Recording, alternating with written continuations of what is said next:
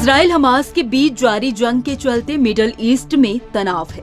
तमाम देशों की कोशिशों के बाद भी ये जंग नहीं थम रही है। इजराइल जहां हमास के खात्मे में जुटा हुआ है तो वहीं हमास भी लगातार हमलावर है।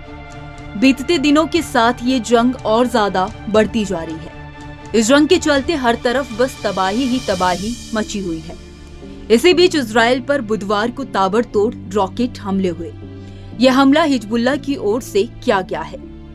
हमास के साथ साथ हिजबुल्लाह ने भी इजराइल के लिए परेशानी खड़ी कर रखी है।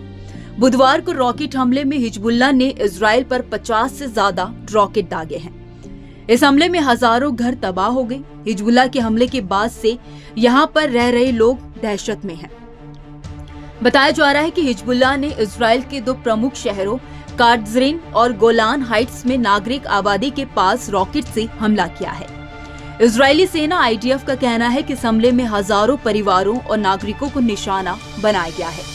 इन शहरों में लोग गर्मियों की छुट्टियां मनाने आए हुए हैं, जिन्हें निशाना बनाकर हमला किया जा रहा है। इससे पहले इजराइल ने मंगलवार को दक्षिणी लेबनान के बंदरगाह शहर सीडोन में जबरदस्त हमला किया, जिसमें एक शख्स की मौत हो गई।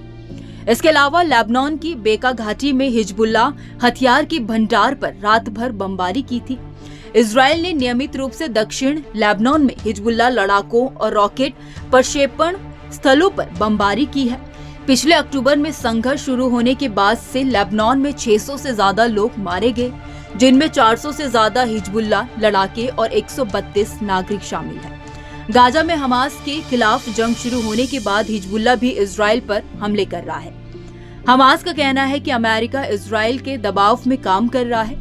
इजराइल ने सीज फायर प्रस्ताव में नई शर्तें जोड़ी हैं जो हमें मंजूर नहीं है।